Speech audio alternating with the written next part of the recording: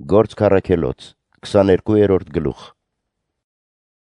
Եղբայրներ եւ հայրեր, այժմ լսեք ինձ, որ տամ իմ պաշտպանողականը։ Երբ լսեցին, որ եբրայեցիների լեզվով դիմեց իրենց, առավել ևս հանդարտվեցին ու լռեցին։ Եվ նա ասաց.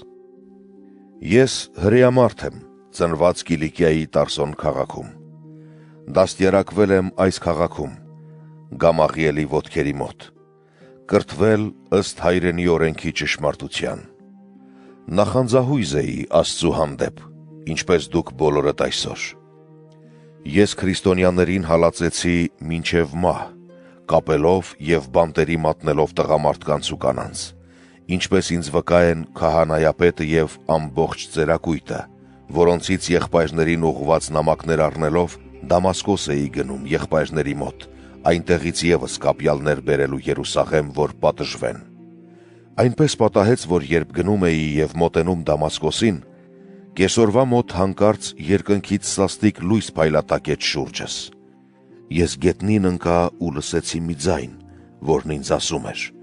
«Սավուղ, Սավուղ, ինչու ես հալածում ինձ»։ Եվ ես պատասխանեցի. «Ո՞վ ես, Տեր»։ Եվ ինձ ասաց. «Ես Նազովրեցի Հիսուսն եմ, որին դու հալածում ես»։ Ինձ հետ եղողները եւս լույսը տեսնում էին, բայց չէին լսում ինձ հետ խոսող այդ ձայնը։ Ես ասացի. «Ինչ պետք է անեմ, Տեր»։ Տերն ինձ ասաց.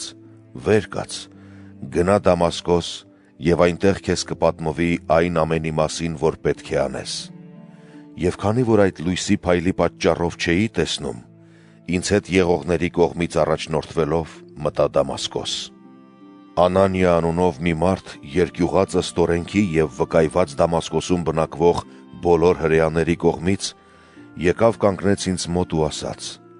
«Սավուղ եղբայր, վերև նայիր»։ Ես իսկույն վեր նրան նայեցի, եւ նա ինձ ասաց. «Մեր հայրերի Աստվածը նախորոք ընտրեց քեզ, որ ճանաչես նրա կամքը, տեսնես արդարին ու նրա բերանից լսես ձայնը, որպեսզի բոլոր մարդկանց մոտ նրա վկան լինես այն բաների մասին, որ տեսար ու լսեցիր։ Արդ ինչու ես հապաղում, վեր կաց, մկրտվիր եւ լվա քո մեղքերը նրա անունը կանչելով»։ Եվ այնպես պատահեց, որ երբ վերադարձա Երուսաղեմ եւ տաճարում աղոթում էի, մտահափշտակության մեջ ընկա։ Տեսա նրան, որ ինձ ասում էր. «Շտապիր, իսկույն հեռացիր Երուսաղեմից, քանի որ իմ մասին քո վկայությունը չեն ընդունելու»։ Եվ ես ասացի. «Տեր, իրենք իսկ գիտեն, ես էի, որ բանտարկել եւ բոլոր ժողովարաններում գանակոծել էի տալիս քեզ հավատացողներին։ Իսկ երբ թափվում էր քո վկայի Ստեփանոսի արյունը, ես ինքս նրա մոտ էի կանգնել եւ համաձայն էի նրա սպանությանը, ավելին, նրան սպանողների հագուստներն էի պահում։ Բայց նա ինձ ասաց. «Գնա, որովհետև ես քեզ պետք է ուղարկեմ հեռավոր հեթանոսների մոտ»։ Մինչև այս խոսքը նրան ունկնդրում էին, բայց այնուհետև բարձրացրին ձայներն ու ասացին. «Երկրից վերացրու այդպիսի մեկին, որովհետև այդպիսին չպետք է ապրի»։ Եվ աղաղակելով հագուստները հանում գցում էին եւ փոշին օդ ցանում։ Հազարապետը հրամայեց, որ նրան զորանոց մտցնեն, եւ ասաց. «Ծեծելով հարցաքննեք դրան, որպեսզի իմանամ, թե ինչ հանցանքի համար էին նրա դեմ այդպես աղաղակ բարձրացրել»։ Երբ նրան թոքերով պինդ կապեցին, Պողոսն ասաց վերակացու հարյուրապետին. «Օրինավոր եք համարում ծեծել հռոմեացի եւ չդատված մարդուն»։ Երբ հարյուրապետն այս լսեց, մոտեցավ հազարապետին եւ ասաց.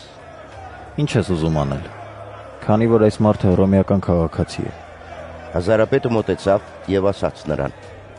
«Ասա ինձ, դու հռոմեացի ես»։ Նա ասաց. «Այո»։ Հազարապետն ի պատասխան ասաց.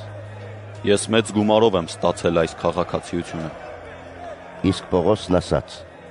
«Ես ծնունդով իսկ քաղաքացի եմ»։ Եվ իսկույն նրանից հեռացան նրանք, որ պատրաստվում էին ծեծել նրան։ Ինքը հազարապետն էլ վախեցավ, երբ իմացավ, որ հռոմեացի է, մանավանդ կապանքի տակ էր առել նրան։ Հաջորդ առավոտ հազարապետը կամենալով ճշմարիտ իմանալ հրեաների ամբաստանության մասին, կապերից արձակեց Պողոսին եւ հրամայեց կանչել քահանայապետներին ու հավաքել ամբողջ ատյանը, եւ Պողոսին իջեցնելով կանգնեցրեց նրանց առաջ։